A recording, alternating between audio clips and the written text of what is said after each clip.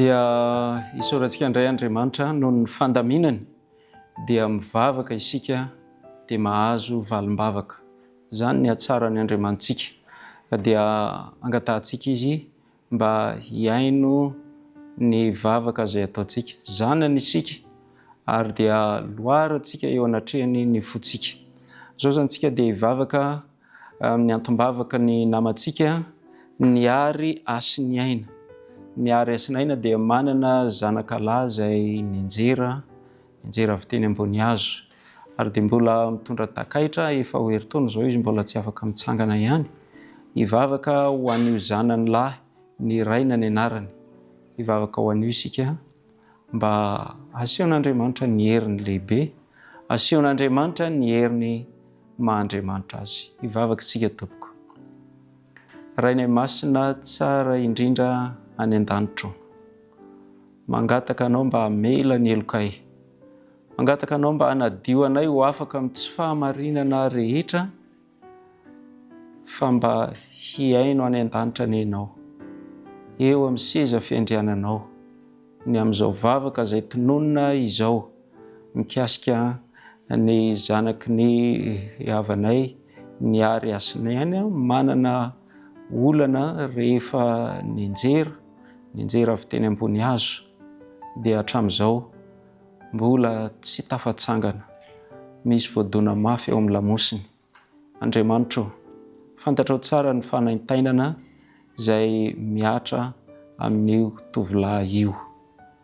Mamelay ianao ny elony, mamindra ianao fo aminy. Ingania Andriamanitro, mba hiaino ny vavaka izay efa nataon'ny fianakaviana ianao ary hiaino izao vavaka izay atao izao.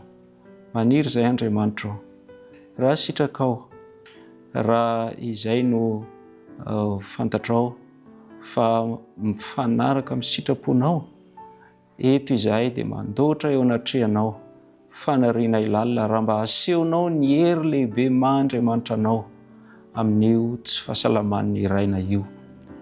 Andriamanitro, fantatray fa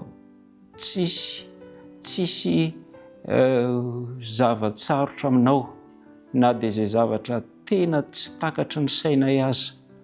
Fantatray Andriamanitro fa manana vahaolana maro izay hoentina hanampy an'io zaza izay tsy salama io ianao, io zatovolahy io. Ka dia raha sitrakao Andriamanitro, asehonao anie ny herinao lehibe. Ampianaro anay ny hanetry tena eo ambany tany maherinao. Ampianaro ny fianakaviany, ampianaro azy zany.